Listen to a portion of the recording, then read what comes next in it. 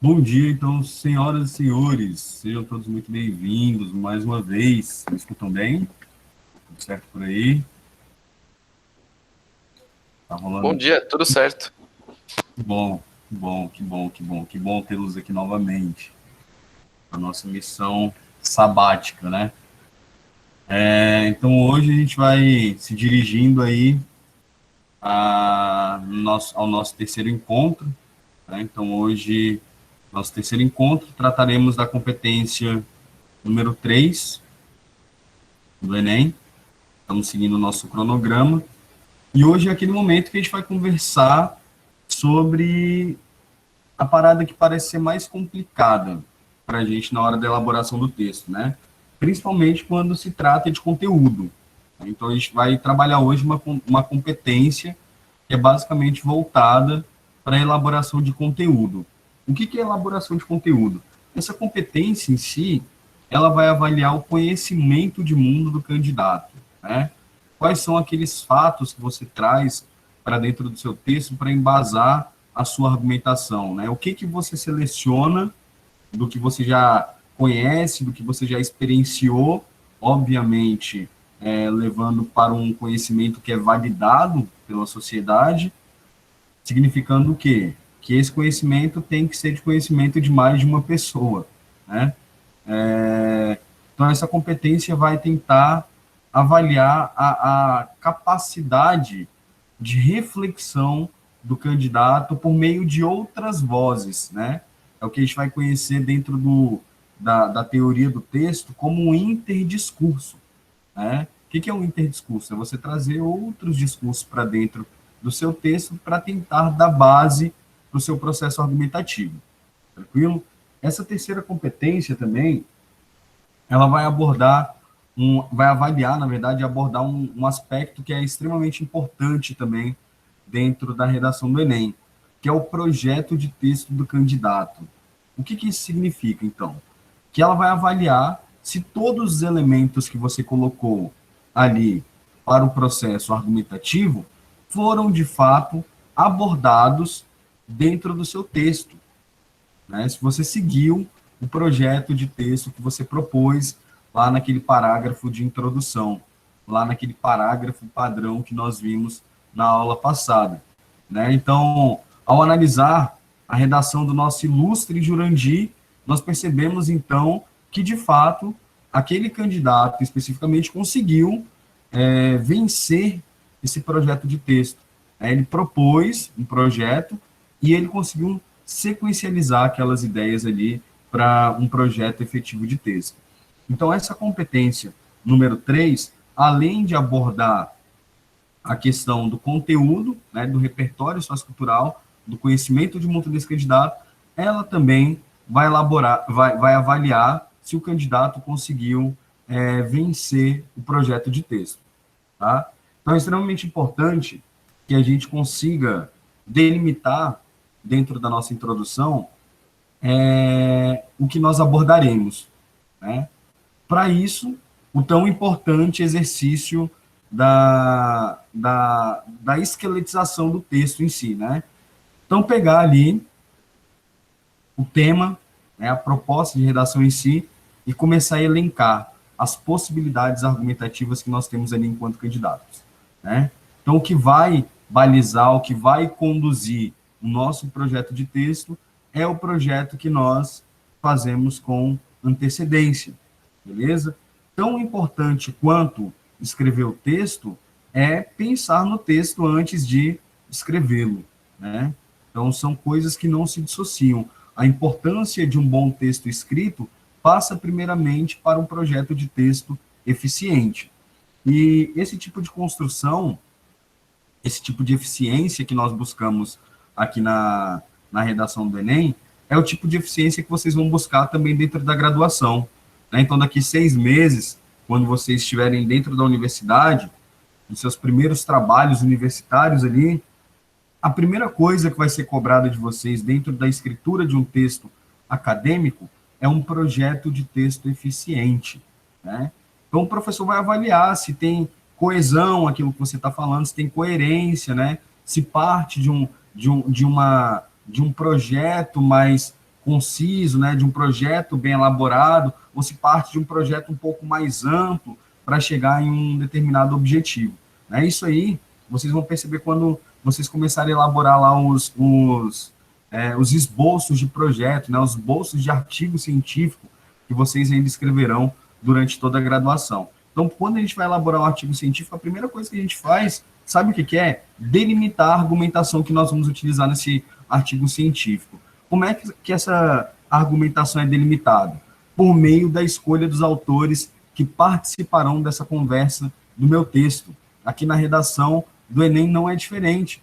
Então, eu vou elencar não somente autores, mas situações que conversem com aqueles argumentos que eu estou tentando promover, né? Que eu estou tentando mostrar para o avaliador que eu tenho conhecimento de causa para que aquele argumento seja validado e que ele discuta com a problemática que eu estou sugerindo, né? Então, assim, tão importante quanto escrever o texto, colocar as ideias no papel, é pensar nessas ideias antes de colocá-las no papel. Daí vem a missão tão grandiosa e tão complexa que nós temos, que é a escolha desses repertórios socioculturais, né? Então, assim, a primeiro momento a gente entende repertório sociocultural como uma perspectiva de trazer vozes filosóficas para dentro do texto, né? A gente pega muitas redações nota 1000 do Enem que trazem muitos filósofos para dentro do texto, né? Então, o candidato começa a trocar ideia com esse filósofo, então, pessoas com conhecimento, com validade científica, né? Sei lá, o Jurandir trouxe o Freud na aula passada, né? Apesar de não se encaixar no conceito da filosofia em si, o Freud é um cara, um pesquisador, né? Desenvolveu uma área da ciência importante, e lá. Então, ele traz esse cara e tenta conversar com o que ele propõe quanto argumentação.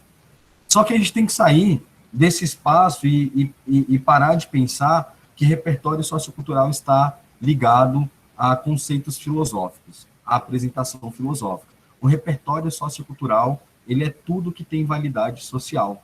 Né? Então, aquela experiência, aquele filme que você assistiu, aquela série massa que você assistiu, aquela música que te toca e você consegue promover uma reflexão a partir daquela música, uma poesia bem escrita também, que você tem conhecimento, um autor literário que você tem conhecimento e conhece um pouco da história desse autor, todas essas são possibilidades que permitem a construção de um repertório sociocultural efetivo. Né? Então, vamos sair dessa miscelânea de apenas filósofos, né? São capazes de promover esse repertório sociocultural validado e vamos entrar em outras possibilidades. Eu gosto muito de trabalhar repertório sociocultural com uma banda que eu gosto muito, que é o Rapa.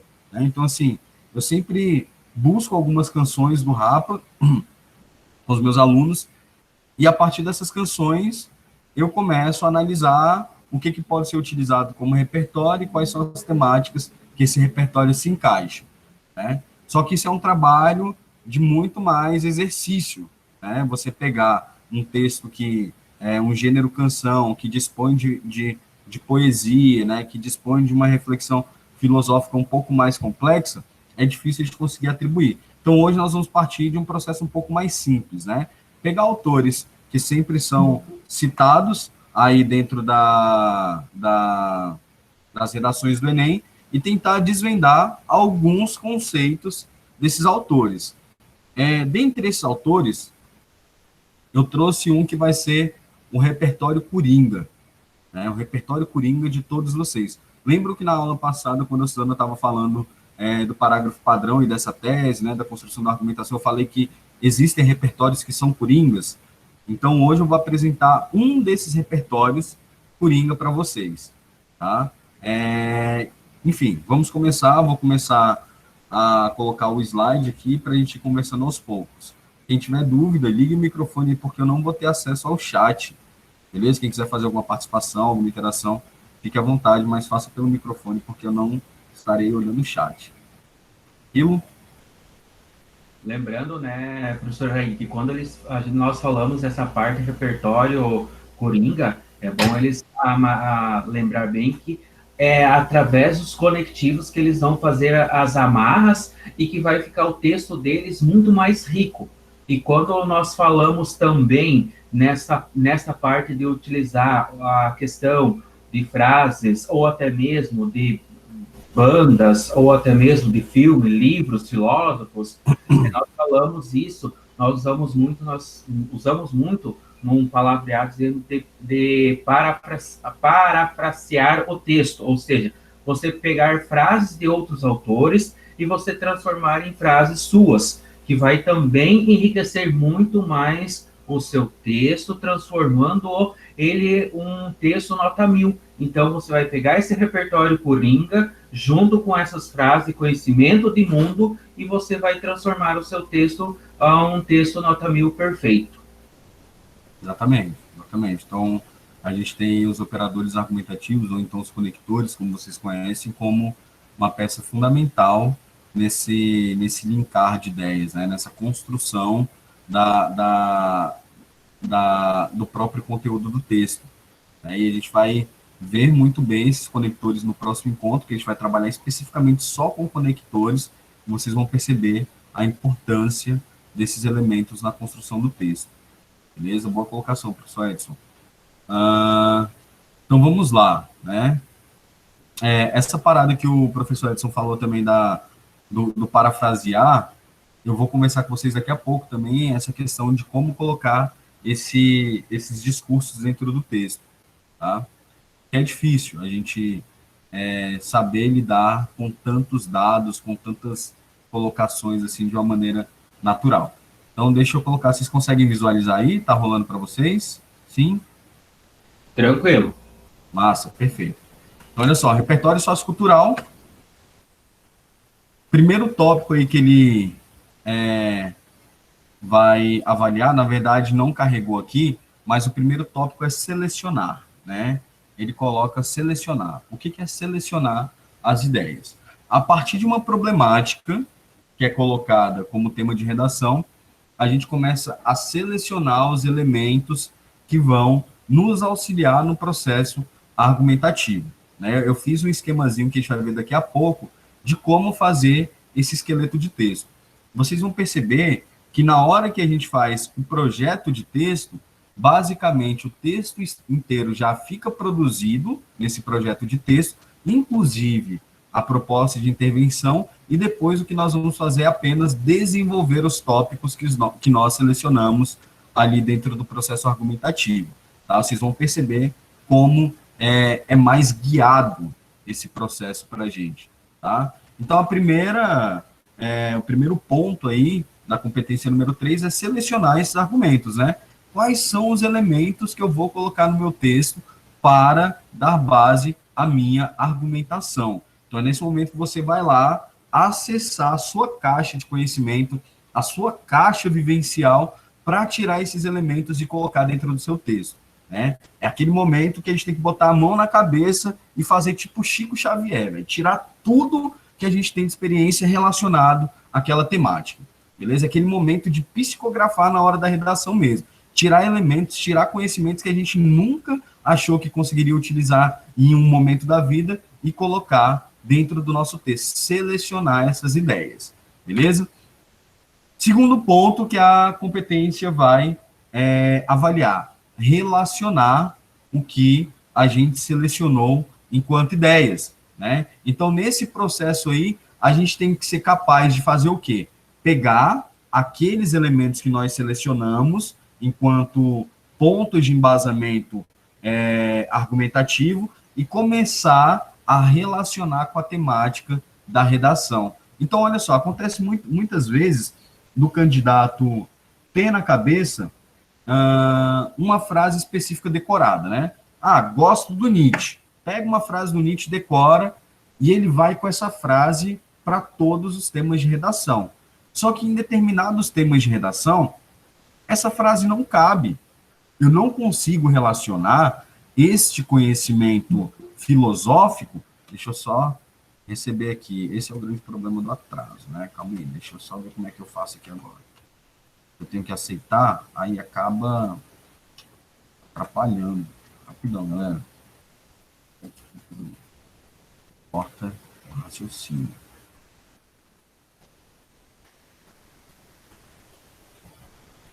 Então, olha só. Este é o momento, então, que a gente vai pegar esse repertório filosófico, né? E o candidato, porque decorou aquele... Eu vou deixar assim, dá para vocês verem assim? Porque daí eu consigo ter acesso mais fácil aqui ao Meet. Tá dando para ver assim? Tá tranquilo? Tranquilo, eu acho. Aí, pega ali na seta do teu teclado o símbolo do Windows mais a tecla do lado, você transforma a parte do teclado e a mesa e fica com os dois na mesma página. Fica show de bola para você trabalhar. Consegue ver os slides. A figurinha do Windows faz o quê? E a seta. Seta pro lado. Fica meio a meio. Fica show de bola para você trabalhar. Você consegue visualizar o slide. Isso. Agora, puxa isso.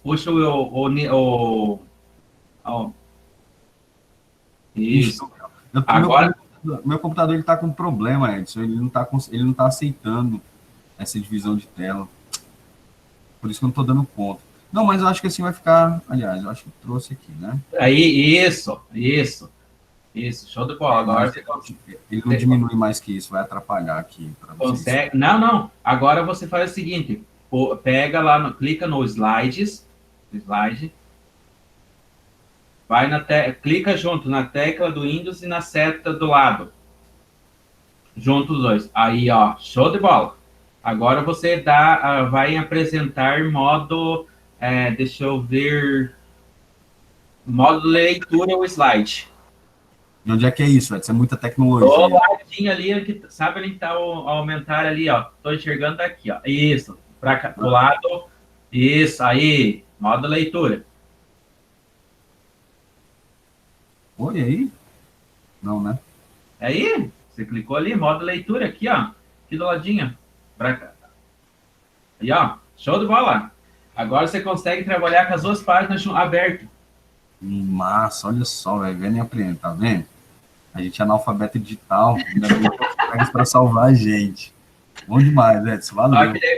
Agora você faz o seguinte, para não ficar essas duas telas para nós, você pega e faz apresentar uma janela, não apresenta a tela inteira. Fecha a apresentação. É muita tecnologia. Calma, para a apresentação, isso. Aí... Você vai ali ao invés de você fazer a apresentação tela inteira, você vai apresentar uma janela. E daí você só apresenta a tela ao PowerPoint. Isso. E daí para nós vai aparecer só o PowerPoint, não vai aparecer as duas telas. Olha só que genial. Deu certo aí? Tá aparecendo só o PowerPoint? Tá. Ah, é muito bom. Aumenta agora, você pode aumentar um pouquinho mais o PowerPoint, que você vai ficar show de bola.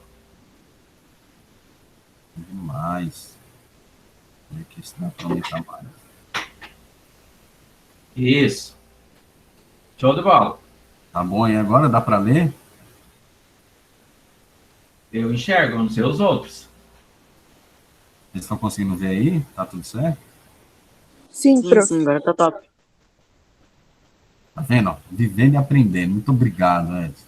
Ó, tá vendo? Né? Tem que... Enfim. A gente tem que se alfabetizar em outras coisas. Então, vamos lá. Voltar aqui. Então, tá. O candidato vai lá, então, pega a citação do Nietzsche e começa a levar essa citação do Nietzsche para todos os textos.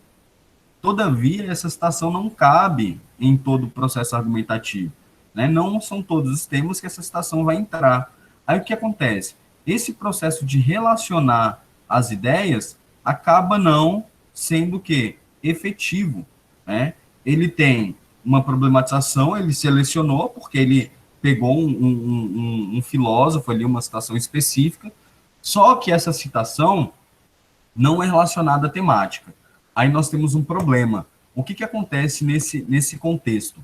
Lá na competência número 2, nós temos um tópico de avaliação que fala o seguinte: se o repertório sociocultural do candidato é validado, isto é, se é um conhecimento validado socialmente, e se ele tem uso produtivo, significando o quê? se o candidato conseguiu relacionar aquele repertório ao tema que ele está discutindo, né? Então, muitas vezes acontece o seguinte, na competência número 2, tem a abordagem completa do tema, tem um repertório sociocultural validado, mas não tem um uso produtivo. Por quê? Porque aquele repertório não faz sentido, não tem pé nem cabeça para a discussão que está sendo realizada. Então, é importantíssimo que nós saibamos, então, nesse momento, de maneira estratégica, encadear aí, ó, as ideias de forma progressiva, né? Então, o que isso significa? Que a minha ideia, que o repertório que eu coloquei no texto, ele vai se encadear com uma problematização, que vai se encadear com um desfecho, beleza? Então, isso é pensar o texto, isso é tentar construir essa ideia mais geral do texto que tenha relação com a problemática que está sendo discutida, né? E depois disso aí, nós temos, então, o processo de... Deixa eu ver se passa aqui. Não está passando. De organização, né? Tá, beleza. Organização, né? O que é a organização dessas ideias? Galera, lá no parágrafo de introdução, no parágrafo padrão, nós vimos que nós temos que ter uma tese, problematização, argumento 1, argumento 2. Beleza? Nesse processo de organizar o texto, o que essa competência diz? Se o candidato está desenvolvendo as ideias de acordo com um processo hierárquico das informações, significando o quê? Pô, a ideia número 1, o candidato desenvolveu essa ideia número 1, ele está conseguindo organizar, ele está conseguindo identificar as próprias ideias que ele propôs no texto. O argumento 2, o candidato conseguiu desenvolver esse argumento 2, ele está conseguindo encadear essas ideias dentro do texto, ele está conseguindo fazer o link desses parágrafos dentro do texto. Esse é o processo de organização, né? Então, olha só, alguns candidatos não seguem a ordem básica da apresentação dos argumentos. O que eu quero dizer com isso? Botou tese, problematizou, colocou argumento 1, colocou argumento 2. Alguns candidatos pegam o argumento 2, desenvolvem no parágrafo 1 de desenvolvimento. O candidato pega o argumento 1, desenvolve no parágrafo 2 de desenvolvimento. Tem problema fazer isso? Não, não tem problema. Foi a maneira como o candidato achou de desenvolver o texto de uma maneira estratégica. Todavia, é melhor a gente ir pelo que é mais fácil. Beleza? Vamos para o que é mais seguro. Então, argumento 1, primeiro parágrafo de desenvolvimento. Argumento 2, segundo parágrafo de desenvolvimento. Beleza? Então, não tentem mudar a ordem do mundo. Por exemplo, eu já peguei candidato também, que a gente vai ver na proposta de intervenção, como se constitui, candidato que problematiza uma parada, né? Vai lá, faz o parágrafo de introdução, bota o argumento 1. Logo embaixo do argumento 1, ele já faz a proposta de intervenção. Argumento 2, proposta de intervenção 2. Ele cria, então, 5 parágrafos para o texto dele. É um projeto estratégico? Mas é muito arriscado. Então, façam o feijão com arroz. Façam a receita de bolo. Parágrafo de introdução, argumento 1, argumento 2, conclusão com a proposta de intervenção. Beleza? Isso porque fica mais fácil para o avaliador identificar a estratégia textual que o aluno está usando para a construção do texto, que o candidato está usando para a construção do texto. Então, quando eu pego uma redação do Enem para corrigir, quando eu verifico que o aluno tem a estrutura de um parágrafo padrão, que ele consegue delimitar bem o argumento 1, ele consegue delimitar bem o argumento 2, e eu vejo esses argumentos sequencializados dentro do texto, eu falo, esse cara consegue construir o texto de uma maneira eficiente. Porque eu não preciso nem ficar procurando no texto o argumento que ele vai desenvolver. Eu não preciso ficar procurando, dentre os parágrafos do texto, qual é o parágrafo que fala de tal argumento e qual é o parágrafo que fala de um outro determinado argumento. Sabe por quê? Porque o candidato ele consegue hierarquizar as ideias. E a partir do momento que ele consegue hierarquizar as ideias, ele consegue um projeto de texto que é muito mais eficiente aos olhos do avaliador. Beleza? Então, sejam objetivos no projeto de texto também. Argumento 1, desenvolvimento 1, argumento 2, desenvolvimento 2. Não fiquem tentando transformar a estrutura do texto. Beleza? Professor, não tá dando para ver a tela, o slide. Não tá dando para ver? Vixe, Maria, eu vou voltar para o que eu estava antes, porque, enfim, eu acho que não vai chegar mais ninguém não, né? Se chegar, a gente volta, não tem problema. Deixa eu colocar. Mais segundo. Eu vou pegar mais dicas com o professor Edson. Vou fazer um curso de inclusão digital. Prepara para me ensinar, professor Edson. Eu vou atrás mesmo. Vivendo e aprendendo. É, verdade. Vamos lá. Interpretar as informações, fatos, opiniões e argumentos corretamente, contextualizando em relação ao tema, e principalmente em relação ao seu ponto de vista. O que acontece? O candidato vai lá, seleciona o argumento 1, consegue um repertório que faz referência ao argumento 1, que é validado, que está ali dentro do mesmo eixo temático, né? Que tem um uso produtivo, mas na hora dele relacionar com a ideia dele mesmo, com o que ele está tentando passar no texto, ele não consegue. Sabe por quê? Falta de interpretação de texto. Falta de né? Interpretação de texto, né? Então, quando a gente fala que é preciso interpretar o texto, que é preciso tirar, né, fazer inferências dali, é a nossa capacidade de reflexão sobre uma determinada problemática, né? Então, a partir daquele momento que a gente começa a pensar, que a gente começa a tirar essas ideias da cabeça, a gente tem que relacionar com o que a gente está colocando ali, a gente tem que interpretar aqueles fatos ali para fazer desses fatos um elemento produtivo dentro do meu texto. Beleza? Então, aqui, essa competência também vai avaliar a interpretação de vocês acerca do que vocês trazem enquanto repertório. Tranquilo? Aí tem a grade específica de correção, né? Texto tangente ao tema. Eu vou explicar para vocês o que é um texto tangente ao tema. Um texto tangente ao tema, vamos supor, o problema, o tema da redação é o seguinte: os maus tratos a animais no Brasil, né? Percebam que os maus tratos de animais não é no mundo inteiro. A gente está falando dos maus tratos de animais no Brasil. Aí o candidato, ele vai lá e coloca a questão de maus tratos de uma maneira geral, né? Maltratar, maltrata criança, maltrata idoso, maltrata pessoas com deficiência, maltrata, o diferente dentro da sociedade. Perceba que ele está falando sobre maus tratos, mas em nenhum momento ele fala sobre maus tratos aos animais. Ele fala de maus tratos de maneira genérica. Isso é o que a gente conhece como um texto tangente ao tema e sem direção, porque ele não vai em direção do tema da redação. Ele apenas tangencia o tema. Ele fala de maus tratos de maneira genérica, de maneira geral. Beleza? Aqui na competência número 2, tangente ao tema e com direção. Beleza? Tangente ao tema e com direção. O que isso significa?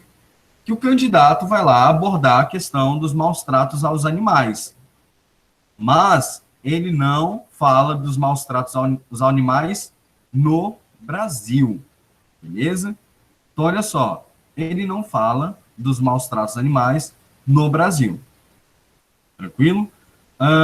Abordagem completa do tema e sem direção. O candidato vai lá, faz a abordagem completa do tema, fala dos maus tratos no Brasil, mas a argumentação que ele seleciona, os repertórios que ele seleciona, não indiciam que ele vai discutir a problemática que ele apresentou. Beleza? Ele não vai discutir a problemática, por isso que o texto é sem direção, não está direcionado à problemática que ele apresentou dos maus tratos no Brasil. Tranquilo? Número 2, nível 2 aqui da competência número 3. Projeto de textos com muitas falhas e desenvolvimento ou com pouco desenvolvimento de apenas uma informação, fato, opinião. É quando você coloca os dois argumentos no texto, mas você só desenvolve um dos argumentos. beleza? Isso aí é considerado um projeto de texto com muitas falhas, visto que você coloca 2 ideias, mas você desenvolve apenas uma informação, beleza? Ou então textos que apresentem contradição grave não ultrapassam esse nível aqui.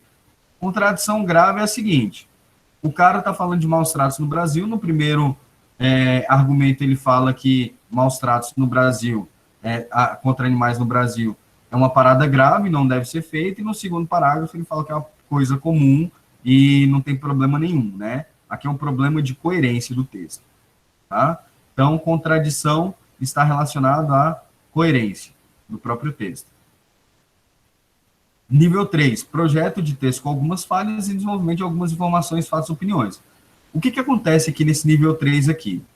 É quando o candidato seleciona 2 argumentos, né? Ele desenvolve os 2 argumentos, mas dentro dos parágrafos de desenvolvimento, ele surge com novas ideias, né? Então, estou falando sobre os maus tratos no Brasil, vou citar, sei lá, maus tratos a animais em situação de rua, só que lá dentro desse parágrafo que eu vou citar maus tratos acerca de animais em condição de rua, em situação de rua, eu lembrei que tem a caçada ao tigre asiático. Nossa, isso aqui também é maus tratos. Vou colocar no meu texto que, ó, que informação importante. Aí vai lá e coloca a caçada do tigre asiático. Cara, tem nada a ver com o que você está discutindo no texto. É validado? É validado. Mas não tem relação com o seu projeto de texto. Tá? Então, aqui nesse nível 3 aqui, ó, tem uma falha. Quando novas informações chegam no meio do texto e essas informações não são contextualizadas, não são fechadas e não são concluídas. Beleza? Desenvolvimento de algumas informações, faça opiniões. Significando o quê? Que você colocou uma nova ideia, mas você não desenvolveu todas, você desenvolveu algumas só. Nível 4, projeto de texto com poucas falhas. Isso é quando o candidato consegue já um padrão bem acima já da média na competência número 3. Né? Então, eu tenho argumento 1, desenvolvimento 1, argumento 2, desenvolvimento 2, eu consigo concluir esse projeto de texto, só que lá no meio do meu texto, eu esqueci uma palavra-chave que estava ali no meu processo argumentativo. Eu deixei de desenvolver um ponto-chave qualquer, somente um, beleza? E o nível 5 é aquele projeto de texto estratégico, aquele que a gente consegue ver o argumento 1, desenvolvimento 1, argumento 2, desenvolvimento 2, as informações são desenvolvidas de maneira completa, os argumentos são contextualizados, os argumentos são relacionados, são organizados, né? Então, assim, a gente consegue verificar um texto que teve um pensamento por trás, um texto que foi elaborado de maneira efetiva, um projeto de texto efetivo. Beleza? E nessa competência aqui, você não precisa ser perfeito, aqui já fala, ó, aqui se admitem deslizes pontuais, sejam de projeto de texto ou de desenvolvimento. Beleza? Então, na situação dos maus tratos aos animais em situação de rua no Brasil, maus tratos aos animais no Brasil, eu coloquei lá a questão dos maus tratos aos animais em situação de rua, mas eu não coloquei nenhum repertório que fizesse referência especificamente a essa situação, a esses animais em situação de rua no Brasil. A exemplo da cachorra manchinha, né, que foi morta, eu acho que foi no Carrefour. Poderia contextualizar com isso aqui, teria fechado a minha ideia, teria amarrado todo o meu processo argumentativo, estaria beleza, lindo, bonito, maravilhoso. Mas mesmo assim, aqui ainda se admitem alguns deslizes. Beleza? Então, esse aqui é a grade específica de correção da competência número 3. Aí, olha só, projeto de texto. Percebam o seguinte, quando eu tenho a redação, o tema da redação, né? Aqui no caso é consequência dos altos índices de vulnerabilidade social no Brasil. Né? O que são os índices de vulnerabilidade? São as pessoas que estão mais suscetíveis a um determinado tipo de violência, né? Seja uma violência policial, seja uma violência econômica, seja uma violência social, enfim, temos diferentes tipos de vulnerabilidades sociais no Brasil. Né? Então, aqui na minha tese, no meu parágrafo de introdução, eu vou falar eu vou falar que esses índices estão ligados à população jovem de maneira geral, né? Então, essas questões da vulnerabilidade social no Brasil estão ligadas, basicamente, à população jovem, certo? Aí, como argumento 1, eu selecionei o seguinte: como as pessoas chegam à situação de vulnerabilidade. Como argumento 2, eu selecionei como há manutenção da situação de vulnerabilidade no país. Percebam que eu fiz já um projeto estratégico. Peguei o tema da redação, indiquei a minha tese, peguei o argumento 1, peguei o argumento 2. Percebam o seguinte: aqui no argumento 1, eu vou trazer elementos que vão dar base para esse argumento. Aqui no argumento 2, eu pego elementos que darão base a esse outro argumento. Então, como as pessoas chegam à situação de vulnerabilidade social?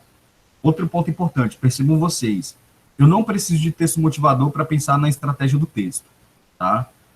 Talvez, professor, é difícil falar isso, porque, eu não tenho os textos motivadores para ter uma ideia. Eu não preciso de texto motivador para construir o projeto do meu texto, beleza? Por isso, a importância de leitura para vocês. A importância da leitura para vocês, velho. Jornal, tentem abrir as páginas da CNN, BBC, G1, tentem buscar essas leituras contextualizadas, principalmente de geopolítica, velho. Isso aí vai ajudar vocês na hora da escrita da redação, tá? A geopolítica ajuda demais na hora da escrita da redação. Então, olha só, como as pessoas chegam à situação de vulnerabilidade? Primeira coisa aí que eu vou desenvolver, segregação espacial e social, né? O que é a segregação espacial e social? A exemplo desse processo de segregação espacial e social, nós podemos citar a abolição da escravidão no Brasil, final do século XIX, né? Os negros foram libertos, mas não foi dada a condição para que essas pessoas tivessem uma vida digna dentro da sociedade. A partir daí, são formadas as primeiras periferias do Brasil, principalmente lá no Rio de Janeiro, né? Então, a gente tem a formação das primeiras periferias no Brasil, segregação espacial.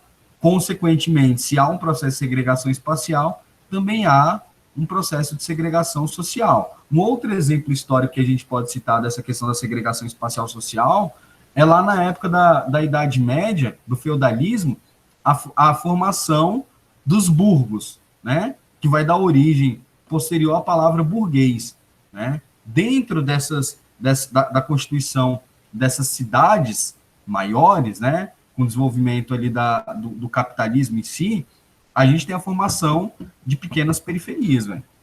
Ao redor desses burgos, né? Então, assim, essa galera deixa de viver no campo, tem um processo de êxodo rural, vai concentrar, então, a sua maior permanência dentro dos centros, né, da constituição das primeiras metrópoles, e ao redor dessas metrópoles, né, desses primeiros burgos, tem também a constituição das primeiras das primeiras cidades que ficam à margem, né, ficam à margem social. Daí também vem o conceito, né, de marginalização, de ficar à margem dentro de um processo espacial e social.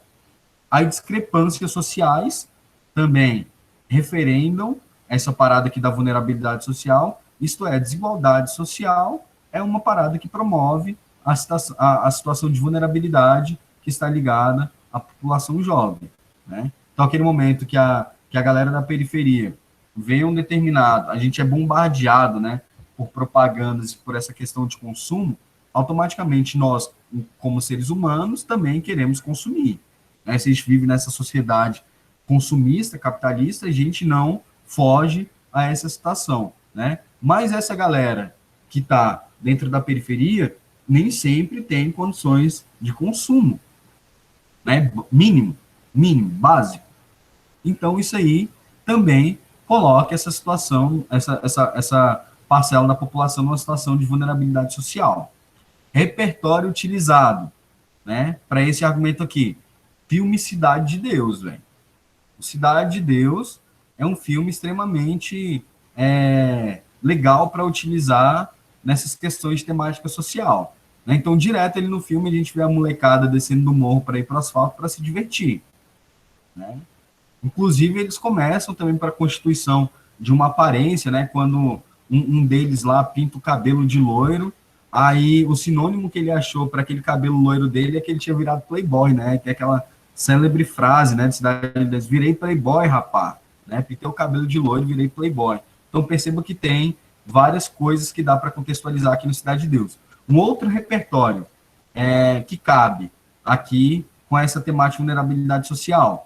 Quarto de Despejo, o Diário de uma Favelada, né? Então, esse livro também da Carolina de Jesus, a gente consegue colocar dentro desse repertório aqui. E esse livro, Quarto de Despejo, a gente consegue colocar em vários temas. Por exemplo, mobilidade social, né?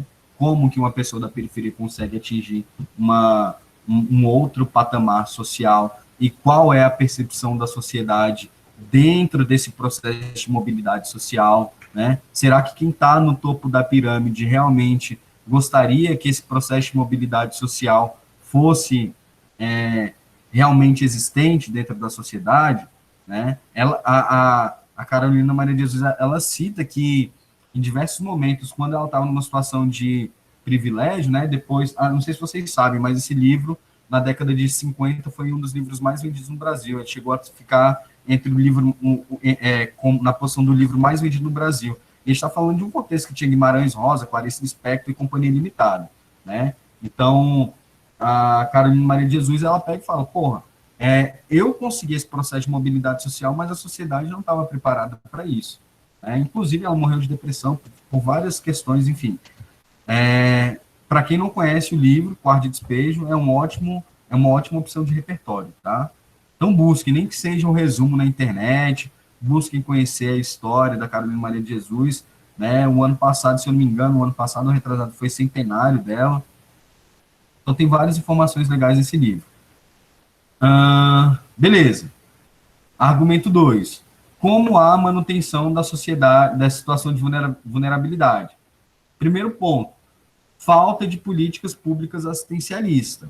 Isto é, o Estado não promove o bem-estar social, não dá condições para que o sujeito se mantenha numa situação de bem-estar social.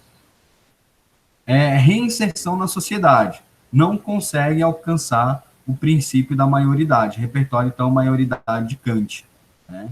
Então, a gente sai de uma situação menor para alcançar um estado de espírito, um mundo, né, inimaginável naquele momento, né? Então, aqui, esse processo de reinserção na sociedade, que é um processo que não acontece, é porque não se alcançou o conceito de maioridade em Kant, né? Um outro repertório que nós podemos citar aqui também são as políticas públicas assistencialistas para a manutenção do jovem periférico dentro da universidade. Esse é um outro problema que nós vamos encontrar dentro da universidade pública, né? A universidade pública, ela promove o acesso, bota cotas, cota social, cota racial, cota disso, cota daquilo outro. A gente entra na universidade, beleza, massa, estamos dentro da universidade, massa, obrigado, governo, vocês foram demais. Meu irmão, quando tu chega dentro da universidade, tu tem que tirar xerox toda hora. Você tem que comer, você tem que se deslocar, você tem que fazer uma porção de coisas. Se você está numa situação de vulnerabilidade, né, e você entra num espaço que não é para você estar, né, que não é um espaço que está preparado para te receber, como é a universidade pública não está preparada para receber estudantes da escola pública. A universidade pública, ela foi feita para quem tem dinheiro, né? Porque para você se manter lá dentro, meu irmão, é muita grana. E é daí que a gente tem que começar a quebrar isso também, né? É daí que a gente precisa começar a se organizar para perceber que esse espaço da universidade pública é para gente da rede pública, é para gente da escola pública, né? Se o cara passou a vida inteira, meu irmão, estudando em escola particular, pagando 3, 4, 5 mil reais por mês de mensalidade, que ele vá para uma universidade privada, né? Para uma universidade particular. Deixa a universidade pública para a gente que tem que estar dentro da universidade pública. A gente que é estudante da rede pública deve estar dentro da universidade pública.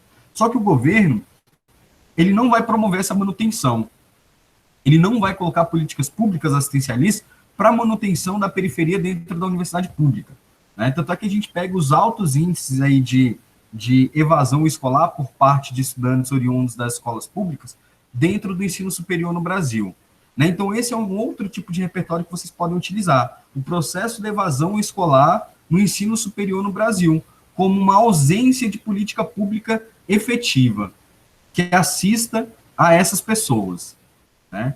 Então, percebam o seguinte, esse processo de vulnerabilidade social, a gente pode abrir o leque de uma maneira muito grande, né? Para isso, o que a gente tem que ter? Consciência. Consciência. Todas as temáticas do Enem voltadas ao social exigem o que de nós enquanto candidatos? Consciência social. Né? Não tem outra forma de falar de problema social sem ter noção do que é um problema social, sem ter a consciência do que são as desigualdades sociais. Né? Então, a gente pega também esse processo da maioridade de Kant aqui, enquanto repertório, é um processo também que não é visualizado nas pessoas que ficam numa situação de conforto. Né? A gente percebe, assim, tem até uma charge bem interessante da Mafalda, que ela dá um livro para o Miguelito, né? Aí ela empresta o livro para ele, ele lê esse livro, aí ela vai perguntar para ele, pô, e aí, o que você achou desse livro, né? Aí ele fala bem assim, velho, achei genial esse livro. Ela, que bom que você gostou. Aí ele pega e fala bem assim, mas não volte a me dar um livro como esse, porque eu não consigo mais dormir, né? Então, esse processo da gente sair desse ponto, né, de estático que a gente vive, é um processo que incomoda, né? Pensar sobre os problemas sociais incomoda, véio. Principalmente para a gente que faz parte desses problemas sociais, que a gente começa a ver como tudo está desandando, véio. Como as paradas não são feitas para a gente, né? Como o projeto de governo instituído é para manter a gente onde nós estamos, né?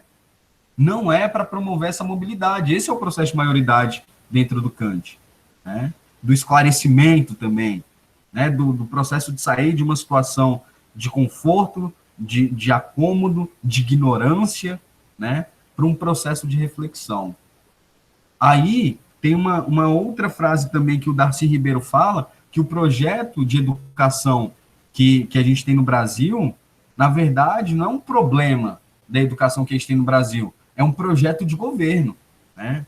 O governo faz com que a educação seja sucateada, que não tenha verba, que não tenha condições mínimas da educação, né, dentro dos processos educativos, para que a gente se mantenha onde a gente está, cara.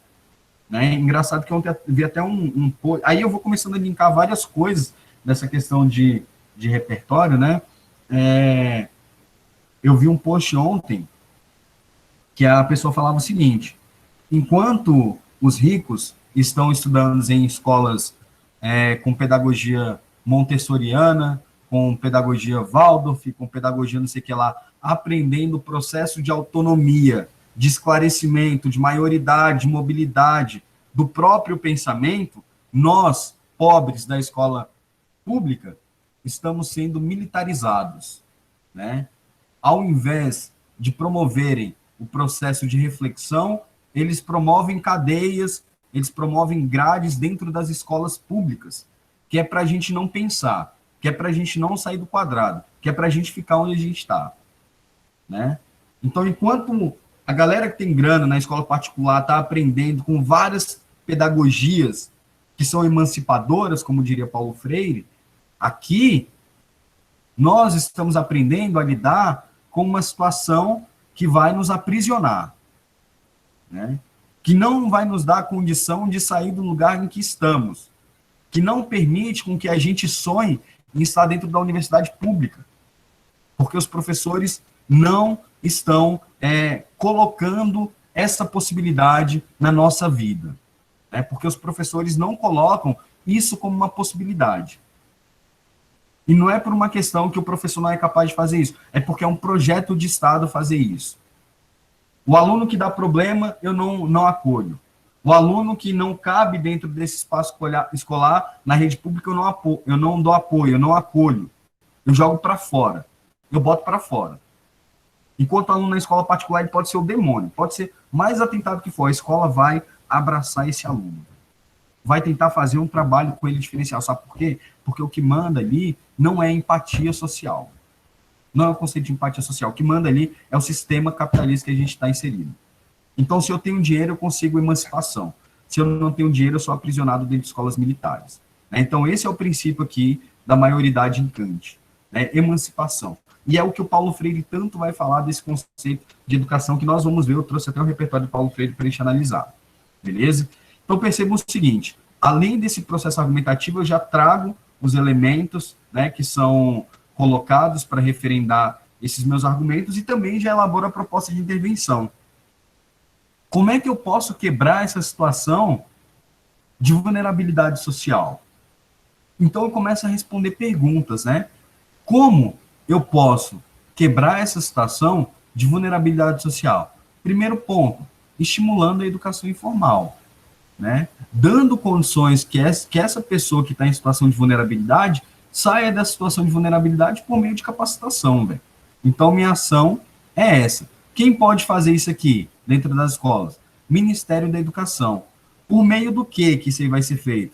Uma implementação de zonas educativas em áreas periféricas. Descentralizar o processo da educação, né? Então, é um outro problema que nós temos também, claro, que com o governo do PT, né, de 2002 para cá, isso aí deu uma alterada, né? Querendo ou não, as universidades deixaram de estarem somente dentro das grandes cidades, né? Houve um processo de descentralização do ensino superior no Brasil. Pelo menos aqui em Brasília eu percebo isso, né? Aqui em Brasília, antes, a gente só tinha o UNB. Pô, eu morava, quando eu entrei na UNB, eu tinha 16 anos, 17 anos. Tinha acabado de fazer 17 anos. É 17? 17 para 18 anos. Entrei na UNB, morava numa cidade na periferia aqui em Brasília, que eu demorava 3 horas e meia para chegar dentro da universidade. Velho, tô falando de uma cidade que é muito pequena, Brasília é pequeno. Para quem conhece Brasília, sabe que Brasília é pequeno, né? Então, assim, morava numa cidade que eu demorava 3 horas e meia para chegar na universidade. Cara, essa é a primeira barreira que nós temos, né? Da periferia. Chegar na universidade. Chegar literalmente, pegar um transporte e chegar, né? Então, essa parada aqui, ó, a implementação de zonas educativas em áreas periféricas descentraliza o processo formativo do sujeito, né? Então, ele deixa de ter que se deslocar, né? Deixa de ter que se deslocar e ele pode se capacitar ali mesmo onde ele mora, velho. É um primeiro processo aí. Detalhamento, né? Essa educação deve ser voltada para os grupos com maior chance de entrar em situação de vulnerabilidade social. Jovens pretos periféricos. Beleza? O efeito: diminuir a chegada das pessoas à situação de vulnerabilidade social. Então, percebo aqui, ó, que no argumento 1, eu já elaboro a proposta de emissão. Argumento 2, manutenção da situação de vulnerabilidade. O agente, Secretaria Especial de Desenvolvimento Social, promover o resgate, a integridade e a autonomia do vulnerável, né? Então, promover naquele sujeito que acha que não é capaz de fazer as coisas um sentimento de capacidade, né? Então, velho, você pode sair desse momento, desse movimento aqui, né? Desse movimento estático que você vive aqui dessa estrutura social, e você pode ir para outro lugar, né? Promover a autonomia, né? Que aí é um outro conceito também que o Paulo Freire vai falar que a educação promove a autonomia do sujeito, né? E uma autonomia do fazer, uma autonomia do pensar, né? Uma autonomia da ação social, cabe dentro dessa ação, beleza? Por meio do que isso aqui vai ser feito? Atividade de atendimento coletivo, velho. Sei lá, pode ser um processo de terapia em grupo, né? O meio, modo aqui dessa proposta de intervenção, terapia em grupo. Efeito: alcançar a maioridade de Kant. Olha só, velho, não preciso nem colocar outra coisa como efeito. Eu coloco o meu próprio repertório como efeito. Efeito é o quê? Alcançar a maioridade de Kant. Ponto. Este daqui que eu apresento a vocês nesse momento é um projeto de texto extremamente estratégico. Antes de escrever, eu preparo todos esses elementos aqui, né? Quantos de vocês aí fazem isso aqui antes de escrever a redação? Tem alguém que faz isso aí já? Sim, não, talvez, quem sabe? Não? Ninguém quer falar? alguém aí? Eu faço. Quando. É que é meio complexo, né? Eu faço. Tipo, eu coloco minhas ideias tudo no papel e vou seguindo, assim, sabe? Uhum. Como. É quase isso aí, só que o seu tá mais bonitinho. Então, isso aqui é legal, não tá mais bonitinho não, só tá um pouco organizado, né? Isso aqui é legal que vocês podem pegar isso daqui, ó, e colocar como uma maneira de elaborar o texto, então, sabe? Então, assim, já coloquem essa estrutura mesmo, o argumento um. O que que é? Delimitem o argumento um. Vejam o que que vocês vão discutir no argumento um. Delimitem o argumento 2. Vejam o que vocês vão discutir como argumento 2. Já tentem suscitar uma proposta de intervenção. Isso aqui vai facilitar o que para vocês? Tudo, velho. A vida. A vida. Porque, olha só, quando você faz esse projeto de texto aqui, você não vai demorar muito tempo para elaborar a introdução nem a conclusão, porque a introdução já está aqui e a conclusão já está aqui, velho. Então, aqui eu já tenho a introdução do meu texto, né? Já tenho aqui a minha tese, já tenho os argumentos do meu texto. Aqui, eu já tenho a conclusão desses argumentos. Né? Eu já tenho... Então, olha só, percebam que o texto, ele fica muito mais fácil de ser elaborado. O que vai sobrar para mim, então, fazendo meu texto? Os desenvolvimentos. Vou pegar esse argumento aqui, vou colocar dentro disso aqui, vou pegar esse argumento aqui, vou colocar dentro disso aqui, dentro do desenvolvimento. Fica muito mais simples, muito mais objetivo de construir o texto. E outra coisa importante também, para lembrar para vocês, vocês vão ter 5 horas e meia de prova. Certo? Significando o quê? Que vocês vão demorar cerca de 1h30, 1h40 para elaboração da redação e para passar para a folha de texto definitivo. Se você consegue começar a construir esse tipo de projeto de texto aqui, é muito provável que esse tempo de 1h30, 1h40 diminua para tipo 1 hora de produção de texto. Tá? O que isso representa para vocês? 40 minutos a mais para responder outras questões do Enem, né?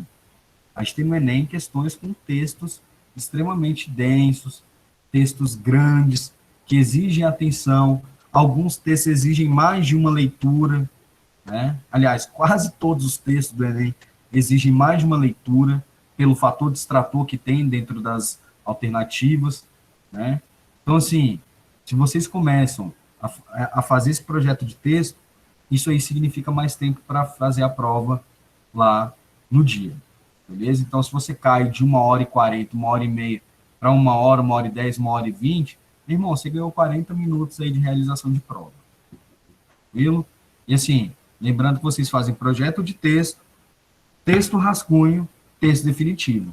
Né? Então, em 1 hora, 1h10, 1h20, estourando aí, que é o aconselhável para fazer a redação do Enem, vocês têm que passar por todas essas etapas. Se você faz esse primeiro projeto de texto aqui, ó, né, se você consegue fazer esse projeto de texto, o seu rascunho vai ser muito mais rápido. Consequentemente, o seu texto definitivo também vai ser muito mais rápido. Beleza? O projeto de texto guia a construção do texto. Aí aqui, o segundo projeto de texto. Professor. Diga. Licença, desculpa atrapalhar, é porque eu queria saber se a proposta de intervenção, eu preciso colocar necessariamente as duas ou posso colocar só uma intervenção? Legal. Então, para a construção de um texto mais efetivo, de um projeto de texto mais efetivo, se você propõe 2 problemas, automaticamente você tem que propor 2 soluções, né? Então aqui, ó, a gente discute o problema 1 e o problema 2. Automaticamente a gente coloca o problema 1, a intervenção, e o problema 2. Obrigatoriedade de 2 propostas de intervenção. Não tem obrigatoriedade de 2 propostas de intervenção. Mas, o que acontece, principalmente dentro dos textos de redação nota 1000? Os candidatos, eles propõem sempre, eles fazem 2 proposições de intervenção. Por quê? Porque isso ele consegue linkar todos os parágrafos do texto. Então, imagina vocês, se eu faço só uma proposta de intervenção relacionado como as pessoas chegam à situação de vulnerabilidade social e não abordo como há o processo de manutenção dessa situação de vulnerabilidade. O meu texto, meu parágrafo 1, fala sobre isso daqui, o meu parágrafo 3 de desenvolvimento vai falar sobre isso daqui, mas na minha conclusão eu não faço referência a nada disso daqui. Então tem um problema aí no projeto de texto. Então o que eu oriento a vocês a fazerem? 2 propostas de intervenção, sendo que uma vai ser completa e a outra não precisa ser tão completa assim. Basta você só citar o problema que você colocou lá em cima, né? Então aqui eu poderia fazer uma proposta de intervenção nessa situação aqui e colocar só, sei lá, um agente e ação. Já estou fazendo a retomada desse argumento aqui na conclusão, beleza? Não preciso colocar 2 propostas de intervenção completa, mas aqui eu coloco só para fazer a referência, né? Aqui, ó, por exemplo, eu não tenho o detalhamento, ó. Perceba que essa proposta de intervenção, ela está incompleta, ó. Eu tenho um agente, eu tenho uma ação, eu tenho meio, modo e tenho um efeito, não tenho um detalhamento, mas eu coloquei, né? Qual vai ser a que vai ser avaliada na redação? Essa daqui, a proposta mais completa. Essa daqui vai servir só para construir um projeto de texto, mas a que vai ser avaliada vai ser essa daqui, beleza? Então, coloquem as 2 propostas de intervenção, façam uma completa e a outra vocês coloquem ali 2 elementos, no máximo 3 elementos, não precisam colocar todos os elementos da proposta, beleza? Ok, muito obrigada. Por nada. Projeto de texto. 2, né? Intervenção ao preconceito linguístico e seus desafios no Brasil. Eu vou falar isso aqui um pouco mais rápido para a gente ir para os nossos repertórios, senão não vai dar tempo, tá? Então aqui, ó. Argumento 1. Preconceito linguístico é uma questão histórica. E o argumento 2, o preconceito linguístico é uma questão social. Dentro dessa questão histórica, eu consigo trazer a questão da fusão cultural, né, da Constituição brasileira, revolta dos malês, foi uma revolta de escravos, né, que falavam, se eu não me engano, eles falavam árabe, né, eles se revoltaram pela situação lá de escravidão, que eles foram colocados no Brasil, e o repertório que a gente pode citar aqui, o povo brasileiro, né, que o Darcy Ribeiro, no povo brasileiro, vai falar sobre a Constituição do povo brasileiro em 3 matrizes básicas, a matriz tupi, a matriz africana e a matriz portuguesa, né? Então eu trago esse repertório aqui como uma fusão cultural que constituiu o povo brasileiro, né? Aí aqui o agente. O MEC deve implantar o ensino cultural da multiplicidade linguística na escola, beleza. Por meio de aulas com pessoas de conhecimento notório que fazem parte da composição cultural inicial do país, né? Ou seja, trazer aulas sobre a cosmovisão indígena com um indígena qualquer, lá, sei lá, de uma tribo. Detalhamento, os quais serão inseridos desde o início da educação básica. O efeito, diminuir o preconceito linguístico. Então, aqui eu tenho uma proposta de intervenção completa. Segundo argumento, preconceito linguístico é um fator social. Tem aqui a tese, né? Não é aceitável ter preconceito linguístico no Brasil. Construção cultural heterogênea, né? Então, a gente não pode fazer com que o preconceito linguístico no Brasil seja uma coisa natural, visto a sua construção heterogênea, né? A sua construção cultural heterogênea. Então, aqui, social. Preconceito linguístico promove a segregação, né? Então, tem essa parada da segregação.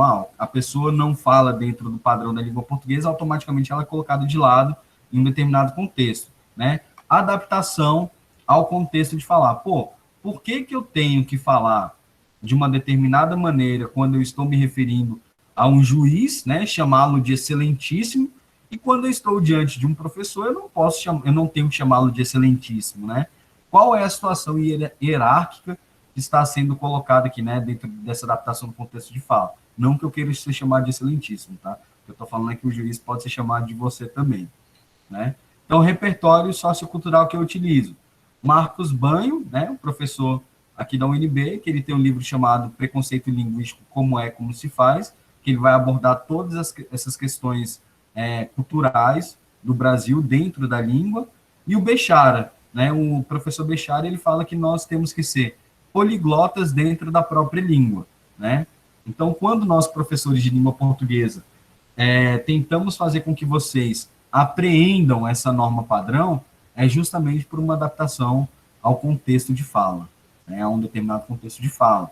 né? E quando Bechara fala que nós somos poliglotas dentro da própria língua, é que nós devemos ter domínio de diferentes modalidades dessa língua, né? A modalidade padrão e a modalidade não padrão.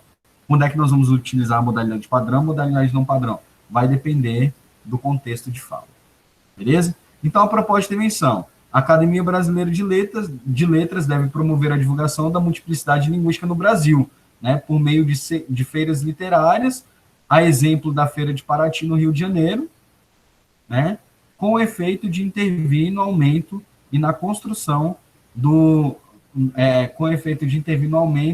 da construção do preconceito linguístico, né, e não na construção, é da construção. Tranquilo? Então, aqui nós temos um outro projeto de texto falando sobre preconceito linguístico. Vou passar esses slides para vocês assim que acabar a aula, beleza? Vocês podem ler com mais calma. Aqui um outro projeto de texto, né, falando sobre a cultura do cancelamento e da construção do diálogo e da organização por fora da tela, né, a cultura do cancelamento digital. Vocês que são mais antenados aí no mundo digital sabem muito bem o que é cancelamento, né?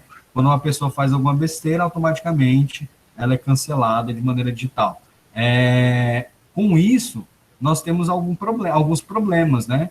Quando você promove essa parada do cancelamento digital, automaticamente você está promovendo a desconstrução do diálogo e da organização por fora da tela, né? Então, essa cultura do cancelamento, ela não é benéfica à construção de uma sociedade que é mais tolerante. Beleza?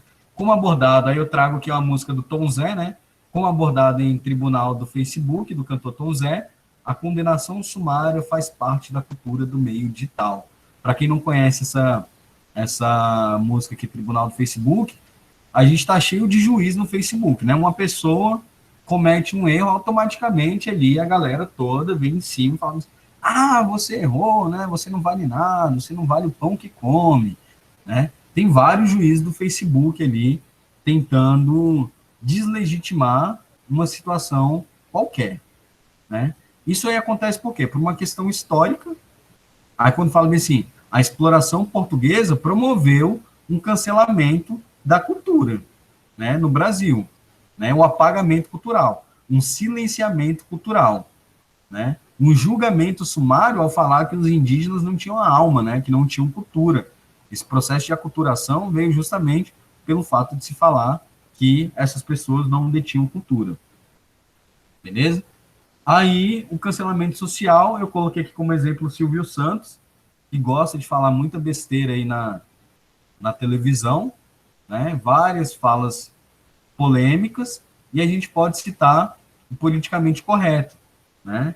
Aquela galera ali que passa pano, né, para esse tipo de situação, né? Passar pano para violência, passar pano para falas que são machistas, transfóbicas, homofóbicas e afins, né?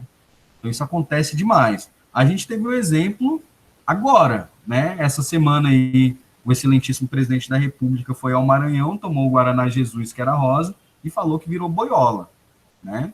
Um discurso completamente homofóbico, que está enraizado na sociedade brasileira, e que muita gente não percebe a gravidade de um chefe de Estado falando esse tipo de besteira, né? Em rede social, em veículos de comunicação. Então, tem muita gente que vai falar assim, não tem nada a ver, foi só uma brincadeirinha que ele fez, não tem nada a ver, arrastar uma travesti amarrada numa caminhonete é só uma brincadeirinha. E a gente não começa a levar os fatos, né, que realmente devem ser levados a sério, né? Então, começa de uma fala pequena, a violência começa de um lugar pequeno, né?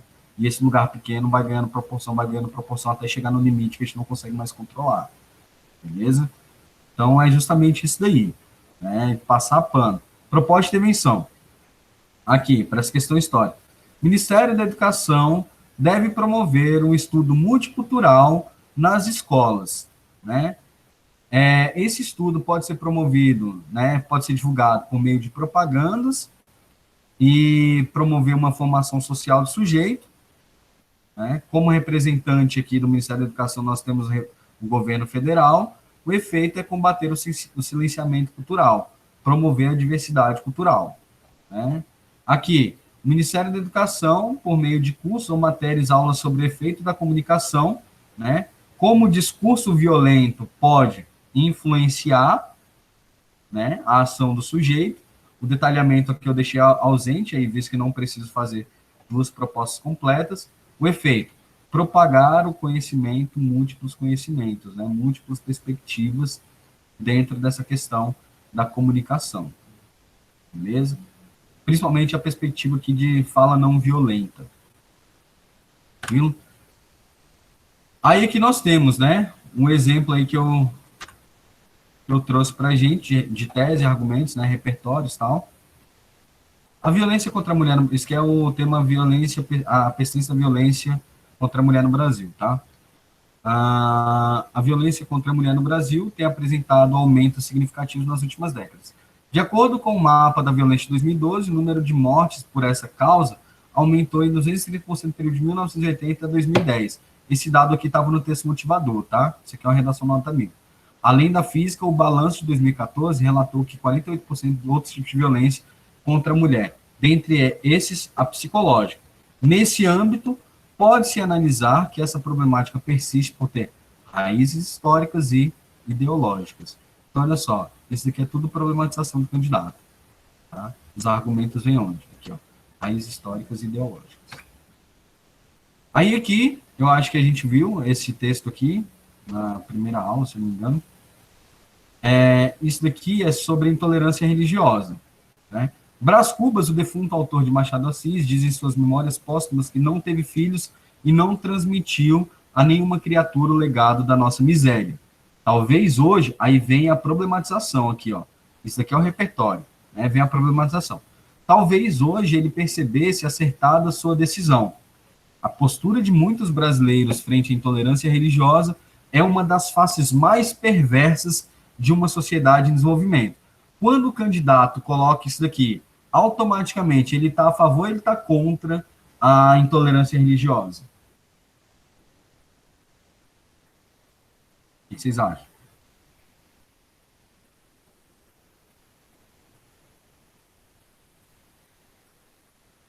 Ele está a favor, ele está contra. Ele está contra, né?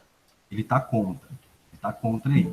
Aí, olha só, tem uma parada que é extremamente importante também. Caiu, será? Caiu? Tá rolando? Tem gente que não tá. Então, olha só, tem uma parada que é extremamente importante também nessa questão da construção da argumentação. Professor, eu tenho que ser sempre a favor do tema, né? Intolerância religiosa, e a intolerância já não é uma coisa legal. Eu tenho que falar sempre contra o processo da intolerância religiosa? Cara, teve um candidato nesse ano da intolerância religiosa que ele falou que a intolerância religiosa era um fator positivo dentro da sociedade. E ele colocou vários argumentos aí, vários argumentos, ele conseguiu construir um texto perfeito. Foi uma redação nota 1000 também. Eu vou até ver se eu consigo achar essa redação para mostrar para vocês. Né? Então, assim, ele defendeu as ideias dele. Qual é o problema nessas questões? Geralmente, quando a gente trabalha com essas questões, principalmente de intolerância e de intransigência social, a gente tem que ter muito cuidado para não promover o desrespeito aos direitos humanos. Beleza? Antes, teria os direitos humanos, zerava a redação do candidato. Hoje, só é zerada a proposta de intervenção. Os direitos humanos são ligados apenas à proposta de intervenção. No primeiro ano, após ser retirada essa redação zerada por ferir os direitos humanos, esse candidato foi e promoveu essa redação, produziu essa redação falando que a intolerância religiosa era válida e deveria ser feita na sociedade. Né? A gente tem um problema de construto social aí também. Então tomem cuidado com o que vocês coloquem no texto. Aí tá. A gente vai partir aqui, deixa eu ver se é isso aqui. Tá. A gente parte, então, no repertório sociocultural dos pensadores aí pós-modernos, né? Da pós-modernidade. Eu trouxe alguns aqui, e o primeiro que eu vou falar é o repertório Coringa. Eu acho que eu cheguei até a comentar com vocês desse repertório do Mário Sérgio Cortella, da Âncora. Eu comentei com vocês na aula passada? Não me recordo, mas eu acho que eu falei. Não sei se vocês conhecem o professor Mário Sérgio Cortella. Ele é do Sul aí, ó, para a galera do Sul. Cortella é do Sul. Filósofo, escritor, educador, palestrante e professor universitário brasileiro. O Mário Sérgio Cortella foi orientado pelo Paulo Freire, né? Ele foi aluno do Paulo Freire. Paulo Freire foi orientador, se eu não me engano, do doutorado, foi do mestrado e doutorado do Mário Sérgio Cortella. Beleza? Então, Cortella foi um dos 10 finalistas do Prêmio Darcy Ribeiro de Educação. O prêmio foi criado para contemplar pessoas ou entidades cujos trabalhos ou ações merecem destaque especial na defesa e na promoção da educação brasileira. Então, Mário Sérgio Cortella, juntamente com o professor Clóvis de Barros e Leandro Carnal, formam a tríade pensadora brasileira, né? Se a gente for pegar no contexto literário lá, quando a gente tem a tríade parnasiana, né? A gente pode citar aqui essa tríade como a tríade do pensamento pós-moderno brasileiro, beleza? Pensamento filosófico. Cortella, Carnal e o professor Clóvis de Barros. Aí eu trouxe o repertório, cara. Esse repertório é genial. Genial, genial, genial. Aí eu falo para vocês, ó. Peguem papel e caneta e anotem. Por quê? Esse repertório serve para você colocar em qualquer tema, em qualquer temática. Independente do tema da redação, você pode colocar esse próximo repertório que eu vou mostrar para vocês, né? Inclusive, a gente pode até fazer uns testes aqui. Vocês falam um tema aí qualquer, falam uma temática, eu vou construir o repertório, eu vou construir a problematização com esse repertório, né? Então, olha só, vocês colocando esse repertório, que eu vou mostrar para vocês, vocês conseguem discutir qualquer tema, né? Chega de suspense. Eis o repertório. Vou até sair daqui da tela para eu poder digitar aqui para vocês. Olha que bonito esse repertório. Olha que genial. Na vida, nós devemos ter raízes e não âncoras. Raiz alimenta, âncora imobiliza. O que vocês entendem por raízes alimentam e âncoras imobilizam?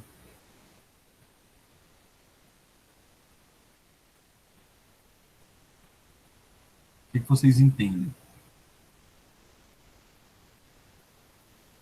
Porque as raízes, pelo menos de uma planta, elas pegam os nutrientes da terra. E as âncoras, elas só prendem o navio. Então tem que deixar o navio ir.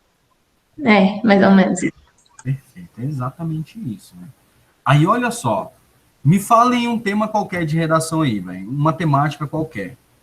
Podem falar qualquer temática.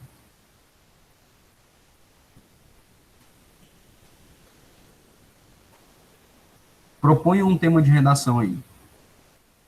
Prof, um tema bem alto é a privatização do SUS. Privatização do SUS. E olha só. Olha só como é que eu vou construir.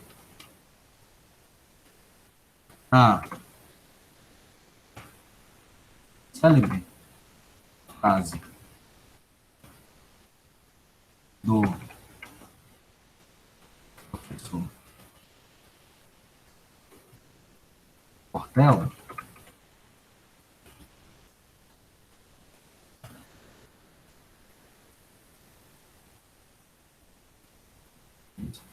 Pense.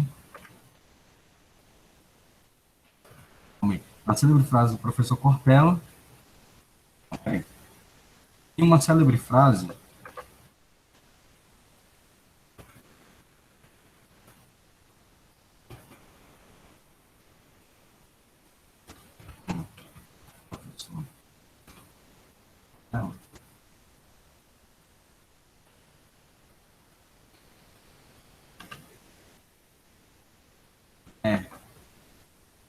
colocado que a vida não devemos nós devemos na vida? Nós devemos ter raízes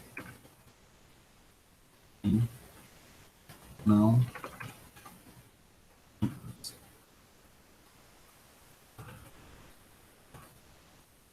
pois raízes alimentam, âncoras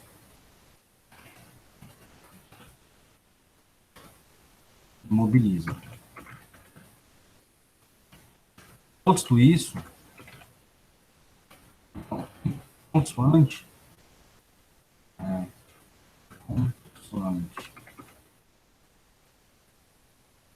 a ideia, a privatização do SUS, privatização do SUS se constitui como uma âncora ao desenvolvimento social brasileiro.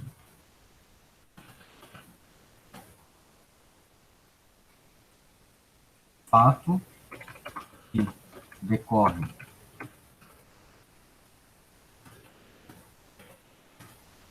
de uma precarização do serviço público no Brasil e de uma não consciência social da importância de um sistema único de saúde.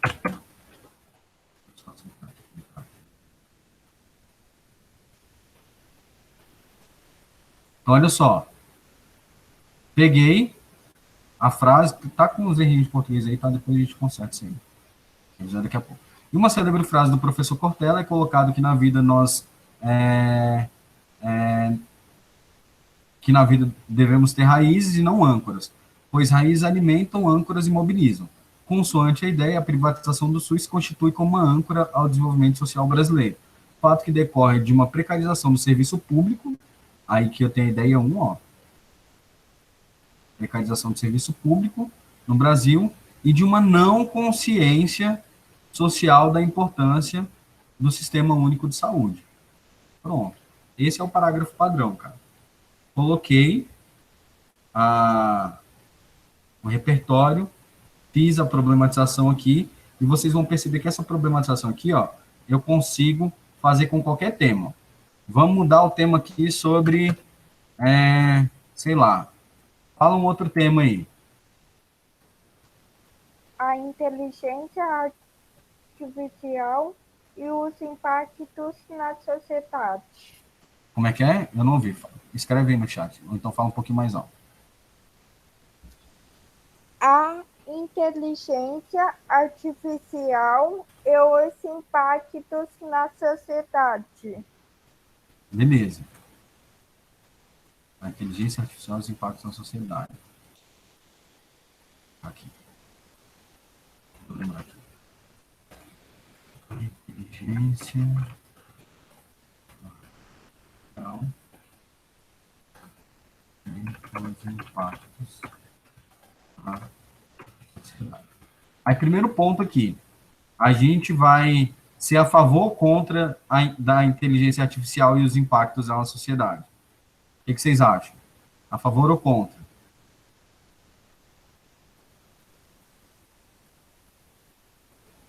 A favor. Beleza, a favor. Então vamos lá. Vou começar do mesmo jeito. Ó. Em uma célebre frase do professor Cortella é colocado que na vida nós devemos ter raízes não âncoras, pois raízes alimentam, âncoras e mobilizam. Consoante. Então, a partir da ideia,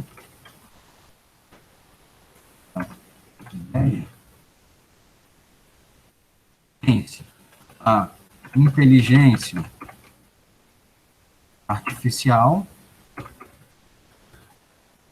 como uma raiz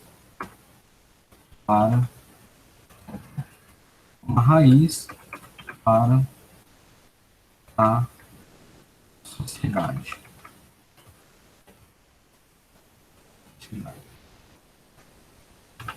Visto que os impactos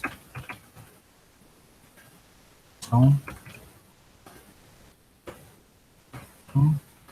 frutíferos ao desenvolvimento tecnológico efetivo. Ademais, a AI é capaz de gerar novas formas de relação no mundo e alterar a lógica de funcionamento da vida humana. Bom, então, a partir da ideia, tem-se a inteligência artificial como uma raiz para a sociedade, visto que os impactos são frutíferos ao desenvolvimento tecnológico afetivo. Ademais, a inteligência artificial é capaz de gerar novas formas de relação no mundo. Então, aqui, ó, primeiro argumento, novas formas de relação no mundo. E alterar a lógica de funcionamento da vida humana.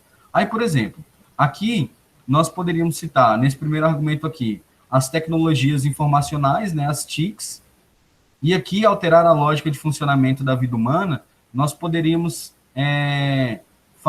falar sobre a criação de órgãos humanos artificiais, né? Altera a lógica de funcionamento da vida humana. Então, eu não preciso mais de um outro humano para, sei lá, ter um tempo prolongado de vida. A inteligência artificial pode me ajudar nesse sentido. Beleza? Então, eu coloco o segundo argumento. Um terceiro tema. Vamos lá.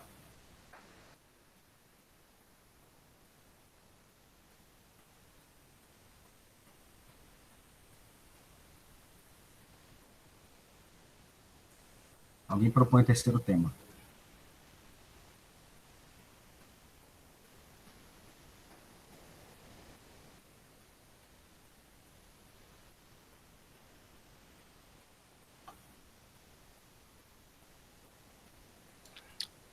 Acho que eu vou grudar na.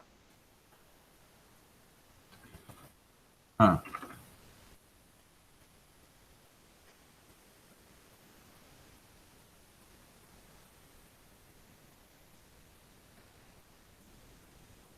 Alguém? Tema 3.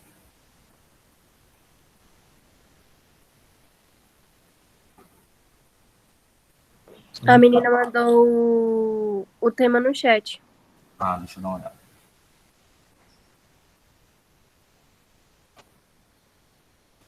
Transporte público no Brasil.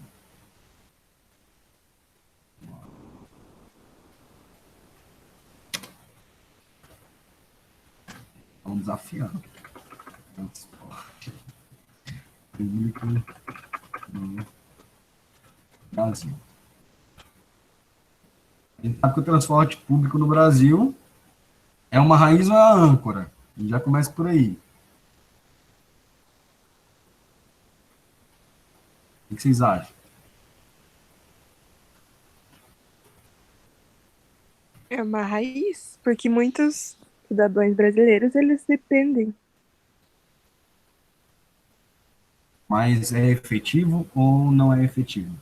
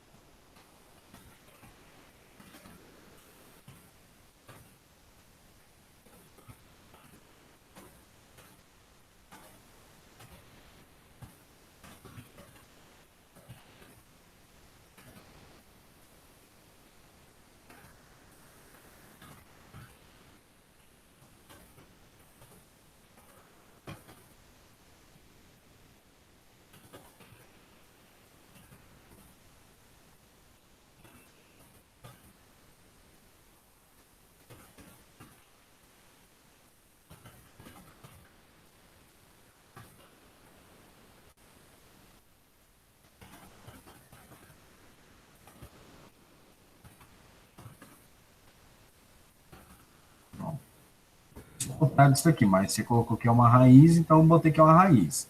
Coloquei a positividade do transporte público, né?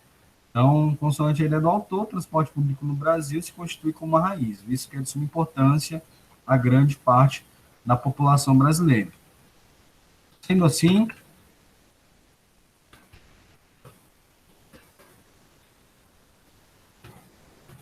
o transporte público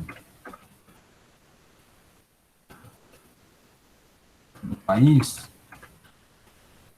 é uma forma de mobilidade social e de acessar formas de fazer.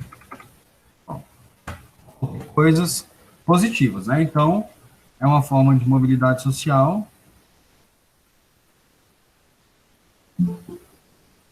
Mobilidade social e acessar formas de lazer. Então, o transporte público serve para essas... Deixa eu ver aqui. Então, olha só. Então, a gente coloca aí forma de mobilidade social, não questão de mobilidade de se locomover, mas de que as pessoas utilizam transporte público para trabalhar e a partir do trabalho, né, utilizam para ir para a universidade, a partir dessa ida para a universidade promove uma mobilidade social, né, a gente sai de um estado social para ir a outro. E também o transporte público é utilizado como uma forma de acessar o lazer, né, formas de lazer. Então, ir ao parque, ir ao cinema, ir ao teatro, ir a isso, e aquilo outro. Então, eu vou desenvolver essas duas ideias, né? Então, a gente pode pegar, percebam, esse repertório aqui, a gente consegue pegar qualquer tema e colocar dentro desse repertório, né? Vocês querem fazer mais um ou vamos para o próximo? O que vocês acham?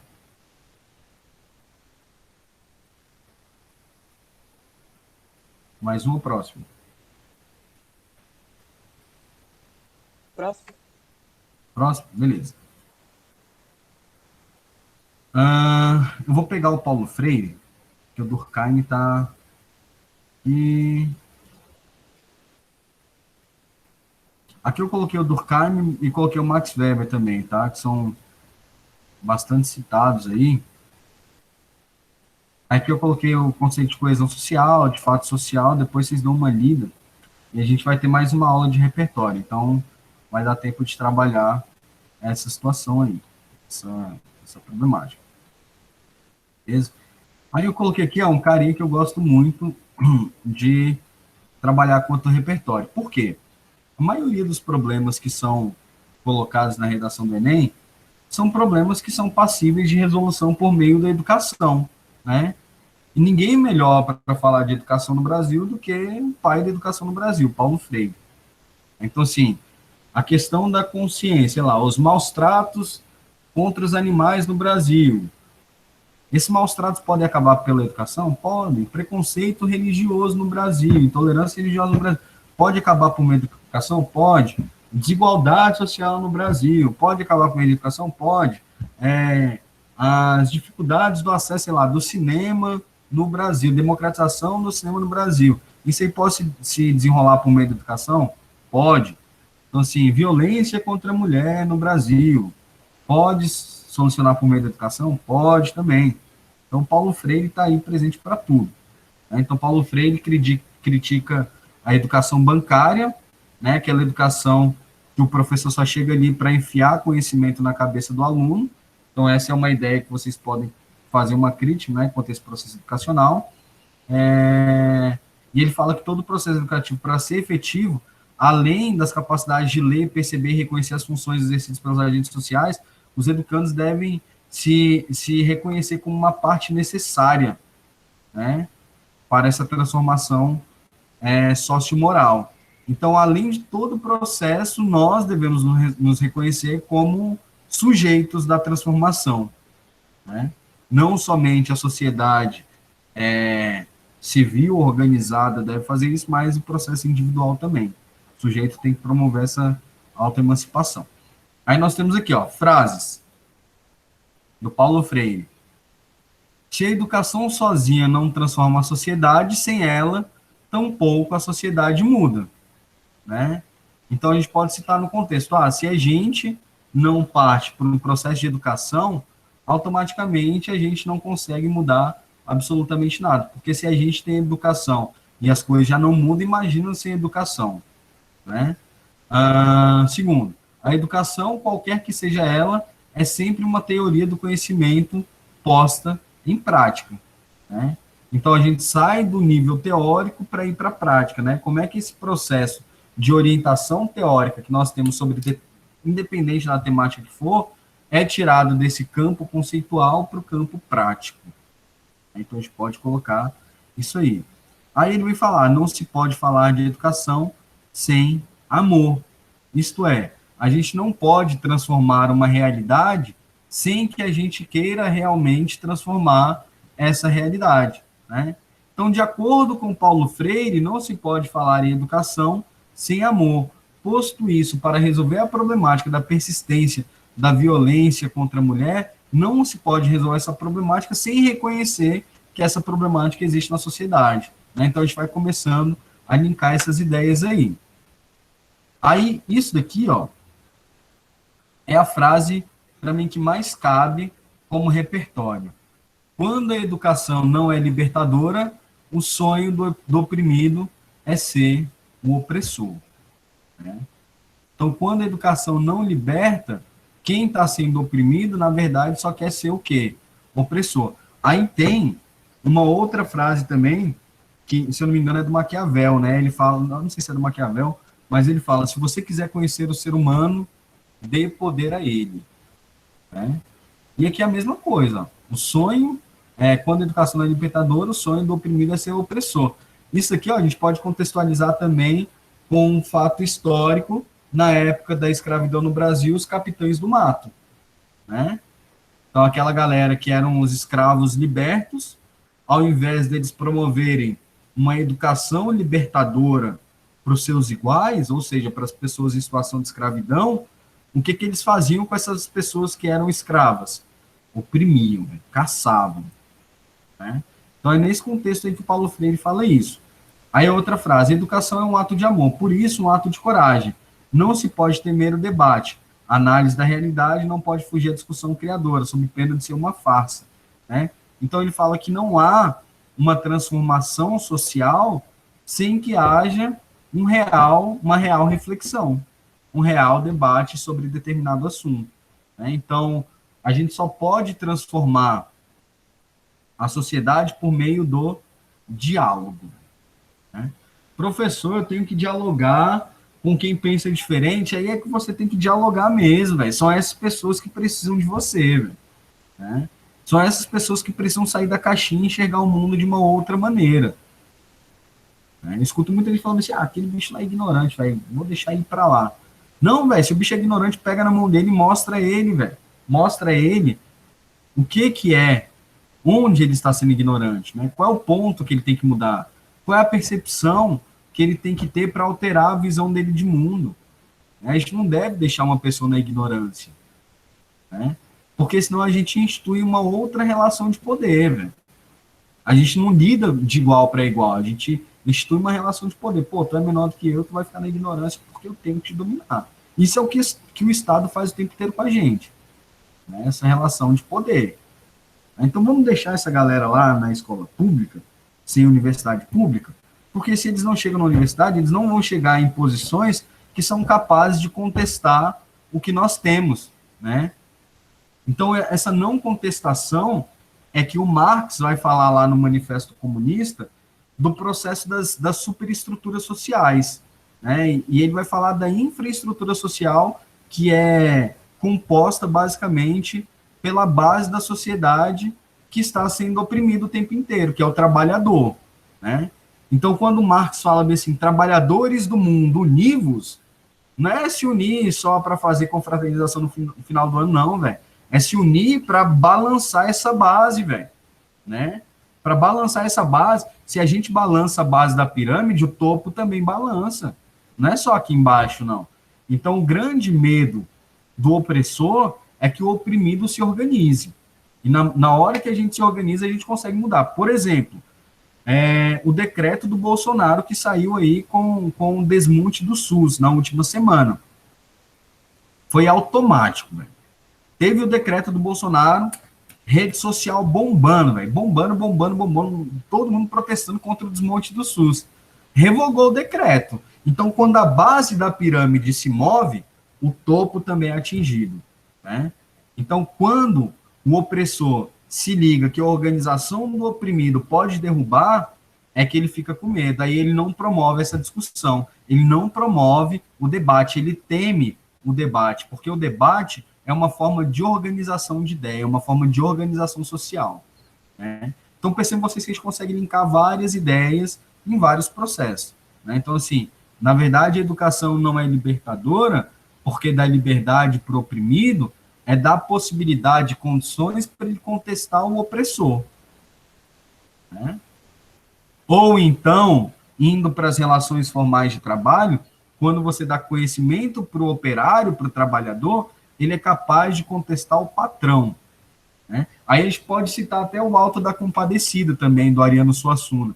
Lá no Alto da Compadecida tem um determinado momento que o Chicó fala que é tanta exigência para ser empregado que eu não vejo um patrão capaz de ter um emprego, né? Então, assim, é engraçado brincar com isso, né?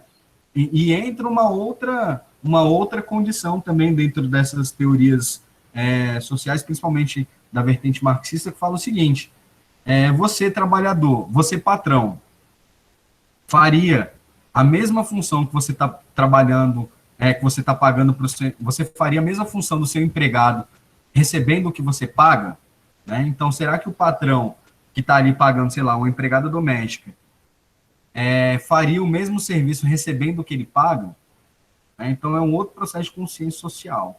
É um momento que a gente questiona, e eu estou falando isso porque eu vi um post esses dias de uma mulher que estava cobrando a patroa dela, muito entre aspas, aí, um dinheiro de uma faxina, né?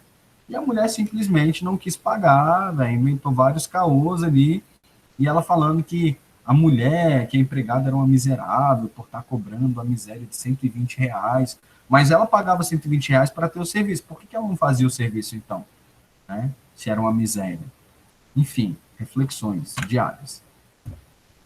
Aí tem as obras do Paulo Freire, né? Educação como prática da liberdade, educação como ação cultural, onde por meio dela o indivíduo encontra sua autonomia e liberdade, né? Então, a educação promove a autonomia do sujeito. Então, ele propõe uma pedagogia onde o oprimido tenha condições de se descobrir e conquistar a sua própria liberdade como sujeito de sua própria destinação histórica, né?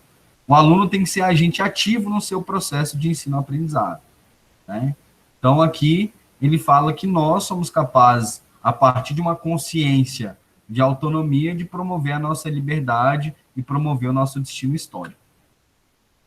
Aí a pedagogia do oprimido, ele fala que a obra propõe a nova pedagogia centrada no relacionamento entre educador, aluno e sociedade como pilares inseparáveis para uma boa educação. Então, olha só, para resolver qualquer problema, a gente pode relacionar o educador, o aluno e a sociedade como pilares essenciais para resolver a problemática da democratização do acesso no cinema, né? Por meio de, sei lá, estudos sobre a história do cinema na escola, lá, né? Então, o autor traz a teoria da educação antidialógica, centrada na necessidade de conquista e na ação dos dominadores, que preferem dividir para manter a opressão e deixar que a invasão cultural, somada à manipulação, desqualificam a nossa identidade. Quando ele fala assim de uma teoria de ação antidialógica, o que é o dialogismo?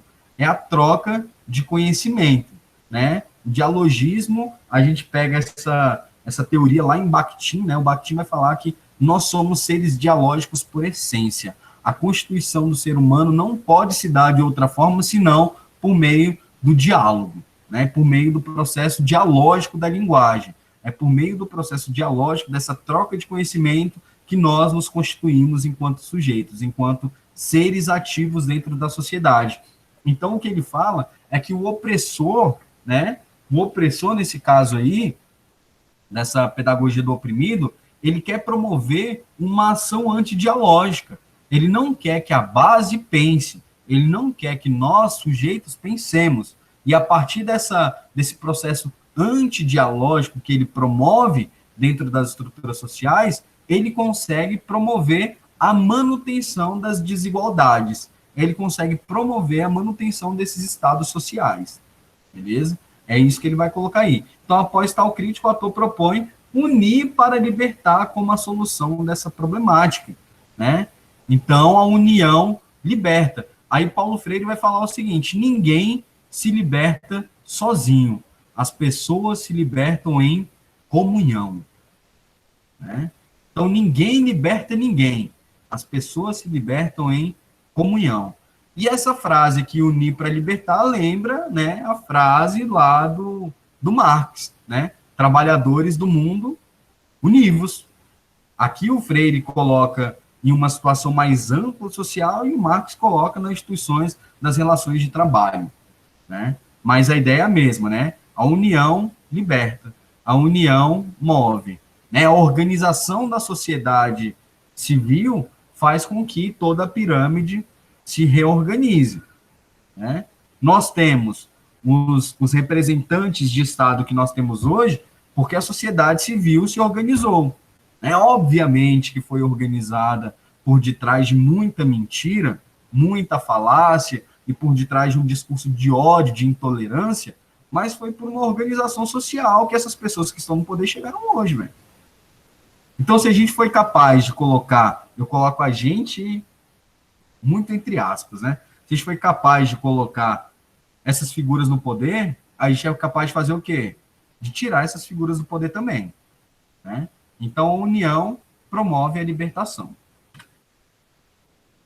Aí, pedagogia da autonomia. Eu acho que é a última obra aí que a gente vai falar hoje. Freire expõe a necessidade de compreender as individualidades de cada aluno dentro do processo de ensino, respeitando suas características culturais e sociais para o pleno e efetivo aproveitamento do aluno dentro do processo de educação.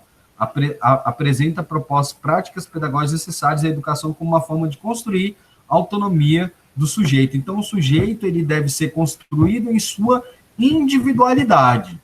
Não existe aquele papo, nós todos somos iguais. Somos iguais a partir do conceito de isonomia proposto na Constituição Federal, né?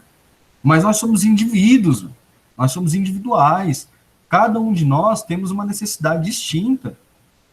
Então, assim, promover essa classificação única do sujeito é você não reconhecer a diversidade, é você não reconhecer a pluralidade social que nós temos no país, é você não reconhecer a desigualdade social, né?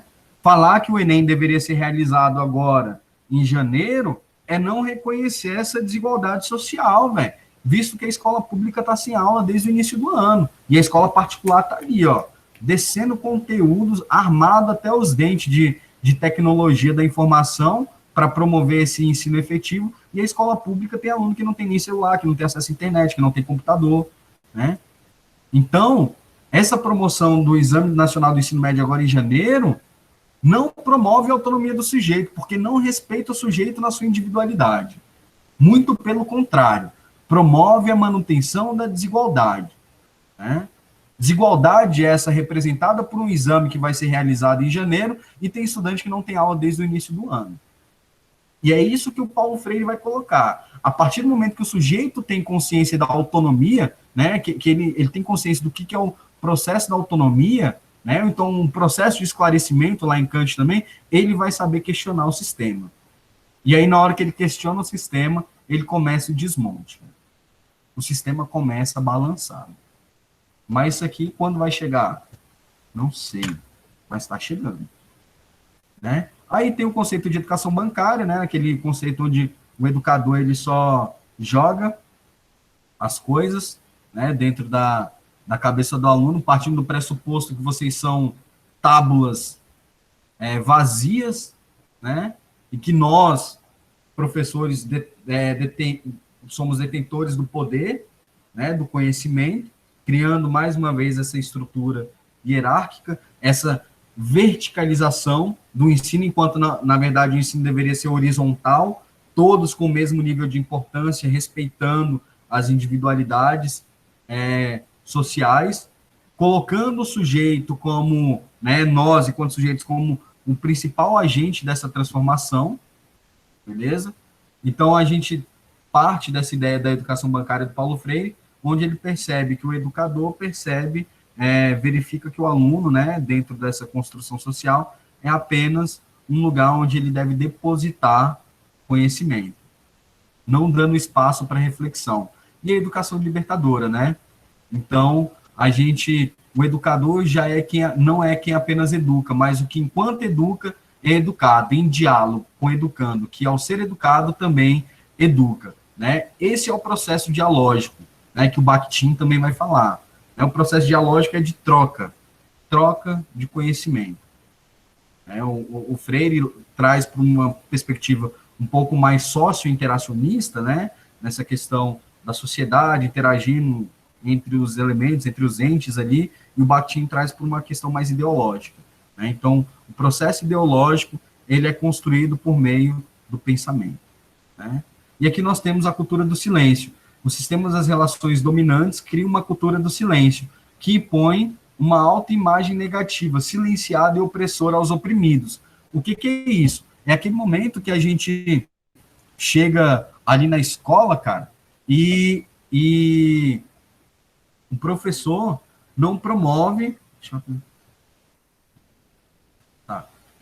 Esse aqui é um momento em que o professor faz aquele reforço negativo, né?